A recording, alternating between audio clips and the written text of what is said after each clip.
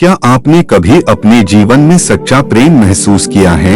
ऐसा निश्चित मासूम प्रेम जिसमें कभी स्वार्थ न आया हो, जो निस्वार्थ और निर्मल रहा हो।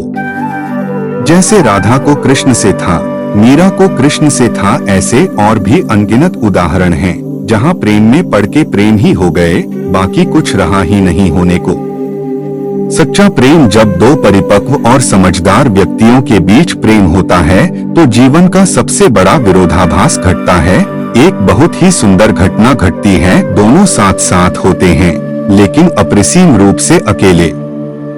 वे एक साथ होते हैं, इतने गहरे जुड़े हुए कि वे लगभग एक हो जाते हैं।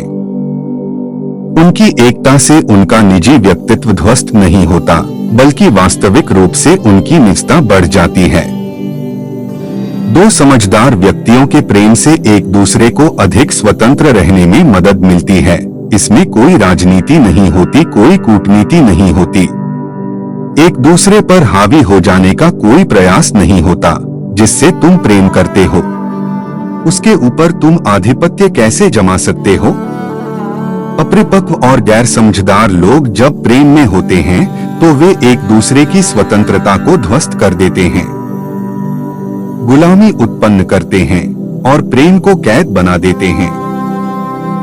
समझदार व्यक्ति प्रेम में एक दूसरे को स्वतंत्र रहने में सहायक होते हैं। वे हर तरह से एक दूसरे की गुलामी को समाप्त करने में एक दूसरे की मदद करते हैं। और जब स्वतंत्र रूप से प्रेम का प्रवाह होता है तो इसमें सौंदर्य होता है। जब प्रेम का प्रवाह निर्भरता से होता है तो इसमें कुरूपता होती है। याद रखो, स्वतंत्रता का मूल्य प्रेम से अधिक है। यदि प्रेम स्वतंत्रता को नष्ट कर रहा है तो प्रेम को छोड़ा जा सकता है, स्वतंत्रता को बचाना होगा। स्वतंत्रता का मूल्य अधिक है और स्वतंत्रता के बिना तुम कभी भी खुश नहीं रह सकते, यह असंभव है। स्वतंत्रता हर स्त्री पुरुष की आंतरिक और मूलभूत इच्छा होती है, पूर्ण स्वतंत्रता, और इसी स्वतंत्रता में प्रेम के फूल खिलते हैं।